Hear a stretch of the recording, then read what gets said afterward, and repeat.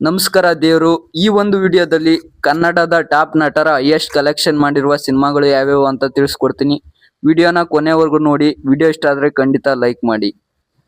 Golden star Ganesh ಅವರ 2006ರಲ್ಲಿ release ಆದಂತ ಮುಂಗಾರು ಮಳೆ ಸಿನಿಮಾ. ಈ ಸಿನಿಮಾ 35ರಿಂದ 70 ಕೋಟಿಯವರೆಗೆ ಕಲೆಕ್ಷನ್ ಮಾಡಿ ಬ್ಲಾಕ್ ಬಸ್ಟರ್ ಆಗಿತ್ತು. ರೋರಿಂಗ್ ಸ್ಟಾರ್ ಶ್ರೀಮುರಳಿ ಅವರ 2017ರಲ್ಲಿ ರಿಲೀಸ್ ಆದಂತ ಮುಫ್ತಿ ಸಿನಿಮಾ. ಈ ಸಿನಿಮಾ 50 ಕೋಟಿಯವರೆಗೆ ಕಲೆಕ್ಷನ್ ಮಾಡಿ ಬ್ಲಾಕ್ ಬಸ್ಟರ್ ಆಗಿತ್ತು. ಸಿಂಪಲ್ ಸ್ಟಾರ್ ರಕ್ಷಿತ್ ಶೆಟ್ಟಿ ಅವರ 777 ಚಾರ್ಲಿ. ಈ ಸಿನಿಮಾ 2022ರಲ್ಲಿ ರಿಲೀಸ್ ಆಗಿ 70ರಿಂದ 80 ಕೋಟಿಯವರೆಗೆ ಕಲೆಕ್ಷನ್ ಮಾಡಿ ಬ್ಲಾಕ್ ಬಸ್ಟರ್ ಆಗಿತ್ತು.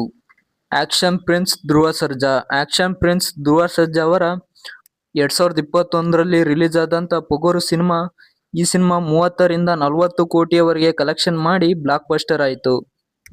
ರಿಷಬ್ ಶೆಟ್ಟಿ ಅವರ ಕಾಂತಾರ ಸಿನಿಮಾ 2022ರಲ್ಲಿ ರಿಲೀಸ್ ಆಗಿತ್ತು. ಈ ಸಿನಿಮಾ 200ರಿಂದ 400 ಕೋಟಿವರೆಗೆ ಕಲೆಕ್ಷನ್ ಮಾಡಿ ಬ್ಲಾಕ್ ಬಸ್ಟರ್ ಆಯಿತು. ರಿಯಾ ಸ್ಟಾರ್ ಉಪೇಂದ್ರ ಅವರ 2024ರಲ್ಲಿ ರಿಲೀಸ್ ಆದಂತ ಸಿನಿಮಾ UI.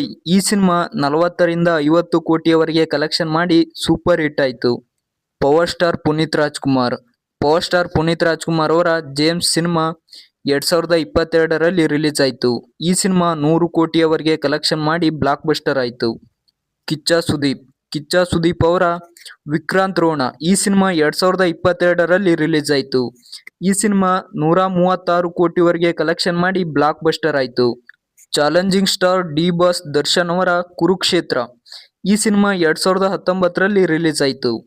ಈ ಸಿನಿಮಾ 110 ಕೋಟಿಯವರೆಗೆ ಕಲೆಕ್ಷನ್ ಮಾಡಿ ಬ್ಲಾಕ್ ಬಸ್ಟರ್ ಆಯಿತು.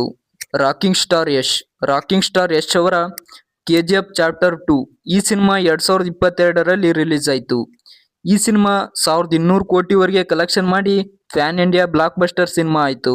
ಬ್ಲಾಕ್ ಕೋಬ್ರಾ ದುನಿಯಾ ವಿಜಯ್ ಅವರ ಭೀಮಾ ಸಿನಿಮಾ 2024ರಲ್ಲಿ ರಿಲೀಸ್ ಆಯಿತು. ಈ ಸಿನಿಮಾ 29 ಕೋಟಿ ಗಳಿಸಿ ಸೂಪರ್ ಹಿಟ್ ಆಯಿತು. ಹ್ಯಾಟ್ರಿಕ್ ಹೀರೋ ಶಿವರಾಜ್ ಕುಮಾರ್ ಅವರ ಟಗರು ಸಿನಿಮಾ 2017ರಲ್ಲಿ ರಿಲೀಸ್ ಆಯಿತು.